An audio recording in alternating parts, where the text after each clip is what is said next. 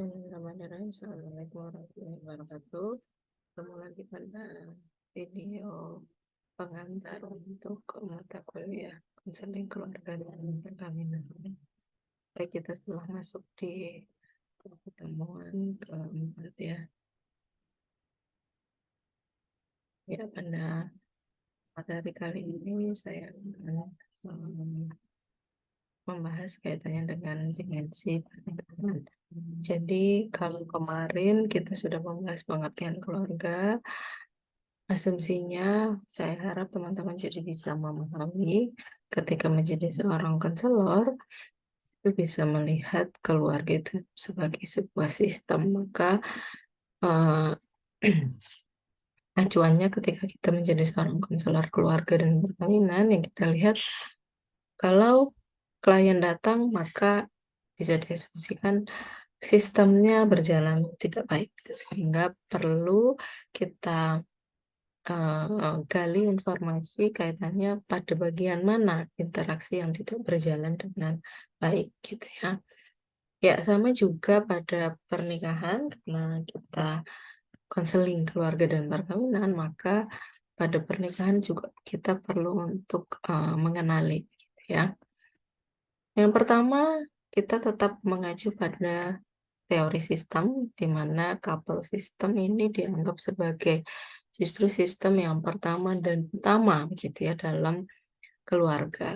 Jadi kalau kita sering mendengar ada keluarga yang mengatakan ya saya bertahan karena anak begitu, maka bayangkan ketika anak itu keluar dari rumah merantau, apa yang akan terjadi pada orang tuanya? Kemungkinan besar orang orang tua akan menjadi cekcok, bertengkar gitu ya, banyak ketidakcocokan dan sebagainya karena selama ini justru anak yang dijadikan tumpuan. Padahal seharusnya kalau kita kembali pada acuan teori sistem, sistem yang pertama itu justru adalah pasangan gitu sehingga justru berasal dari pasangan yang kuatlah, pasangan yang bahagia, pasangan yang sehatlah akan terbentuk keluarga juga yang bisa berfungsi dengan baik. Orang tua jadi bisa mendidik anak dengan baik, orang tua jadi bisa berkomunikasi dan berinteraksi dengan anak secara baik gitu. Sehingga inilah kenapa titik penekanannya justru ada pada couple system. Tujuannya adalah untuk memuaskan kebutuhan pasangan, saling menjaga komitmen begitu ya dan juga saling memberi perhatian ya.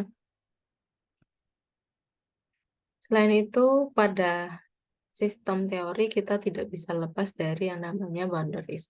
Kalau kemarin di materi pengertian tentang keluarga, boundaries itu ada pada sistem keluarga itu sendiri, di mana setiap subsistem itu membentuk boundaries, maka sebagai sistem pasangan, boundaries-nya biasanya berasal dari luar ya. Artinya bagaimana pasangan tersebut bisa membuat batasan dari interaksi atau masukan dari lingkungan sekitar gitu ya. Jadi contoh,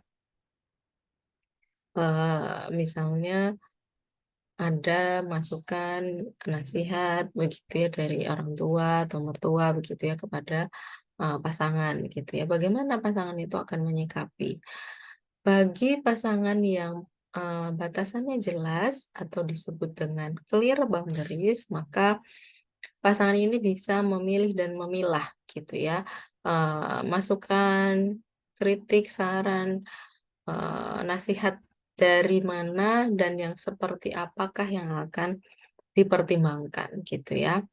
Tapi, yang sering menjadi masalah adalah ketika pasangan-pasangan itu tidak bisa menetapkan batasan yang jelas.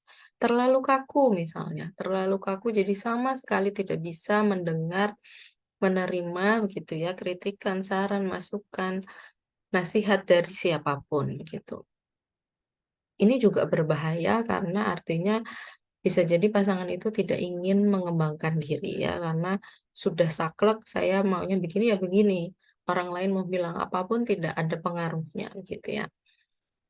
Atau justru yang sangat berongga ya, jadi layaknya spons gitu semua diserap itu juga pasti berbahaya dan pasti akan mudah,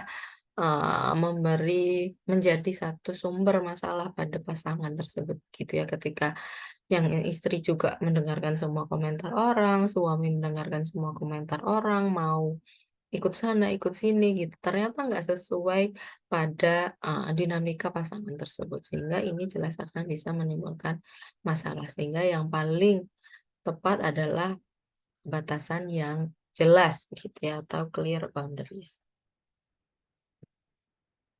Ya, ketika kita bicara tentang pasangan, maka kita tidak bisa lepas dari yang namanya perbedaan gender ya. Dengan asumsi yang kita bahas adalah pasangan itu laki-laki dan perempuan gitu ya.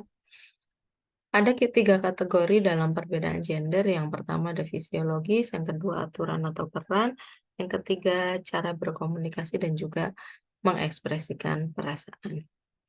Secara fisiologis, fisik maupun psikologis begitu ya, jelas laki-laki dan perempuan berbeda.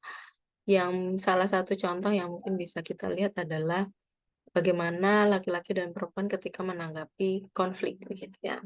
Perempuan itu lebih tenang, lembut begitu ya, tapi selalu ingin terlibat. Jadi, kalau ada masalah selalunya ingin langsung diselesaikan begitu ya. Ya ngomel-ngomel lah, ya marah-marah lah begitu ya. Tapi laki-laki tidak begitu ya. Laki-laki, eee, dalam hal ini seringkali perempuan menganggap laki-lakinya tuh sukanya tuh kabur katanya gitu ya, kalau lagi diajak berdiskusi dalam tanda kutip gitu ya. Padahal buat laki-laki itu adalah sedang melihat situasinya tidak baik gitu ya. Situasi sedang tidak baik, emosi sedang tidak stabil, maka sebaiknya dihindari dulu gitu. Karena laki-laki sekali sudah merasa sesuatu itu adalah sebuah masalah atau konflik, maka laki-laki biasanya akan sangat terlibat begitu ya, sangat terlibat dan ingin segera menyelesaikan gitu. Nah, jadi kalau pada situasi yang dirasa bagi laki-laki ini masih tidak stabil begitu ya, laki-laki lebih baik mengundurkan diri ketimbang, ada hal-hal yang tidak diinginkan, misalnya terjadi kekerasan gitu ya, karena mereka tetap bagaimanapun, eee, lebih, tergerak begitu. Tapi kalau pada masalah yang besar tadi ya, laki-laki biasanya sangat ingin terlibat, sehingga biasanya akan langsung bereaksi.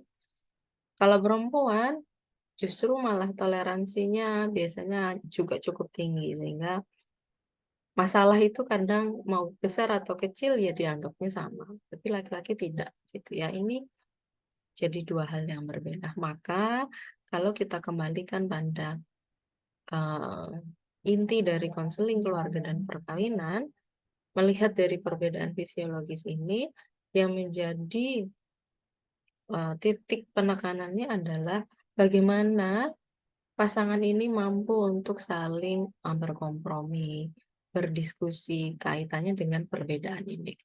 Makanya kenapa selalu saya tekankan dalam konseling keluarga dan perkawinan, fokusnya bukan pada individunya masing-masing, tapi pada interaksinya. Sehingga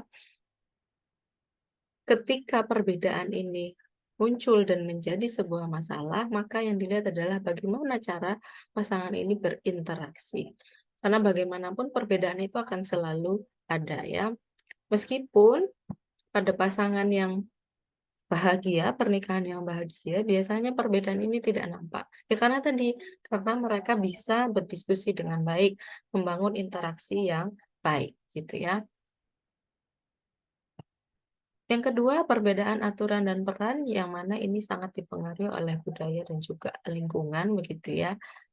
Kalau kita bicara budaya, kita tidak bisa jauh dari kata-kata patriarki gitu ya. Di Indonesia kita masih sangat patriarki di mana laki-laki dianggap memiliki otoritas yang lebih tinggi gitu ya. Sehingga ini cukup berpengaruh terhadap aspek-aspek kehidupan begitu ya. Salah satunya contohnya misalnya kaitannya dengan sosialisasi. Perempuan biasanya akan berusaha begitu ya untuk menahan diri, dalam hal, mengaktualisasikan diri.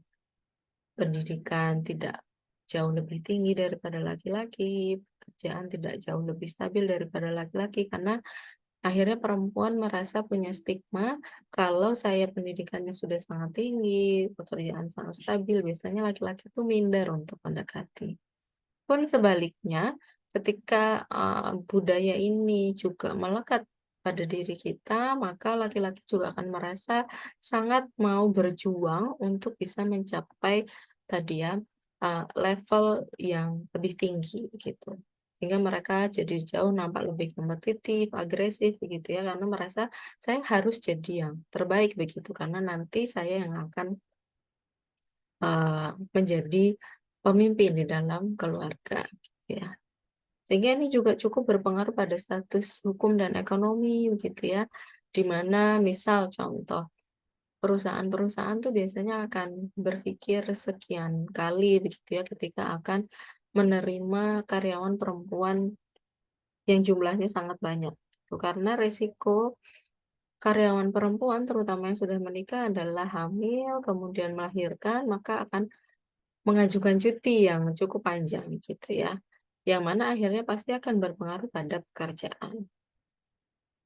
Kalau laki-laki kan tidak begitu ya, sehingga ini juga jadi akhirnya menjadi pengaruh juga begitu ya, pada status-status, hukum juga ekonomi gitu. Selain itu pada hal pengasuhan ya, kita juga masih sering, merasa begitu ya bahwasannya pengasuhan itu yang paling banyak terlibat ya harusnya ibu begitu ya. Walaupun mungkin sekarang di Indonesia sudah mulai banyak ya bapak-bapak, ayah-ayah begitu ya yang mulai terlibat dalam pengasuhan. Tapi ternyata berdasarkan hasil penelitian di Indonesia ini kontribusi seorang ayah dalam keterlibatannya dalam mengasuh anak itu masih sangat rendah gitu ya. Nah ini juga ya. Kemudian seksualitas ya. Seksualitas kaitannya dengan eee, hubungan dalam seks gitu ya, termasuk juga diskusi tentang mau berapa punya anaknya begitu ya, atau hubungan seks yang akan dilakukan seberapa sering dan sebagainya gitu ya. Ini bisa juga jadi sumber masalah ketika tidak didiskusikan dengan baik begitu ya. Jadi semua perbedaan aturan atau peran ini gitu ya juga bisa menjadi satu sumber masalah ketika balik lagi ya, tidak ada interaksi yang baik gitu. Maka ketika dalam sesi konselingnya kita juga akan bisa melihat, oh ternyata awalnya adalah karena laki-laki dan perempuan masing-masing punya paradigma bahwasanya tadi misalnya perempuan, harus demikian, laki-laki harus demikian begitu ya.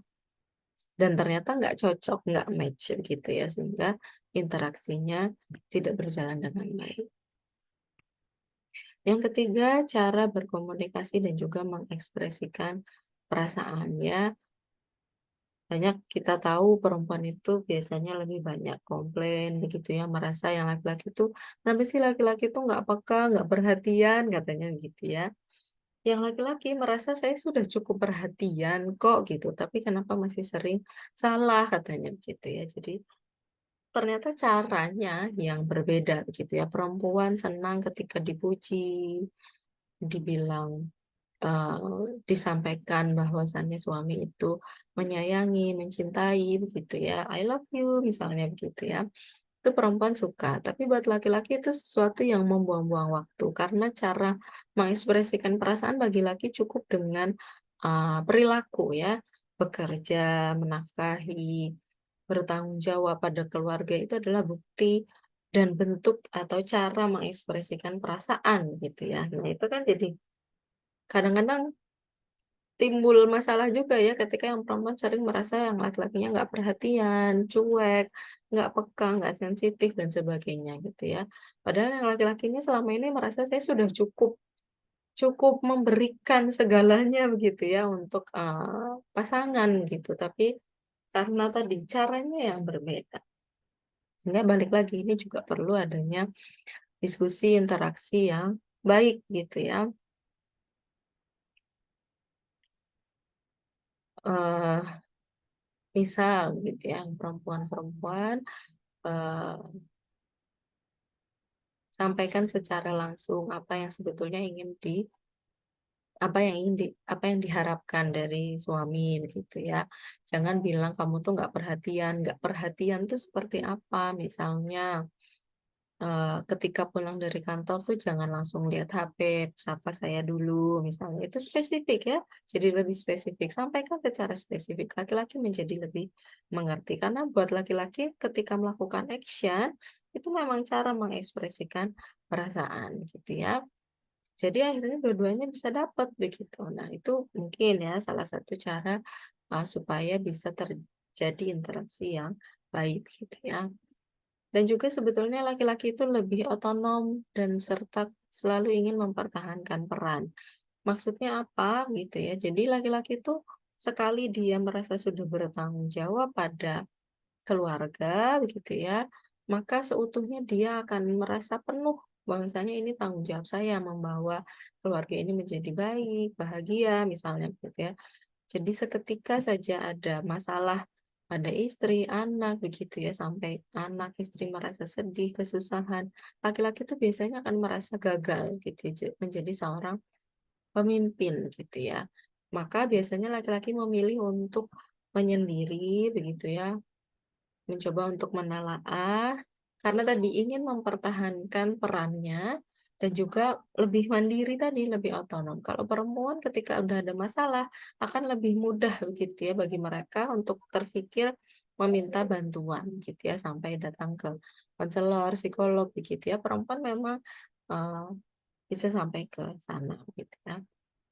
Nah ini kan jadinya tadi ya sangat berbeda antara laki-laki dan perempuan. Maka balik lagi, yang harus ditekankan adalah bagaimana pasangan ini bisa saling menghargai, gitu ya, menjadikan komitmen itu dalam hal untuk menciptakan keseimbangan dalam hubungan dan juga kemampuan untuk berdiskusi ya, supaya menjadi tepat begitu ya cara berkomunikasi yang diharapkan gitu ya, cara mengekspresikan perasaan yang diharapkan itu seperti apa, itu bisa saling memahami ya.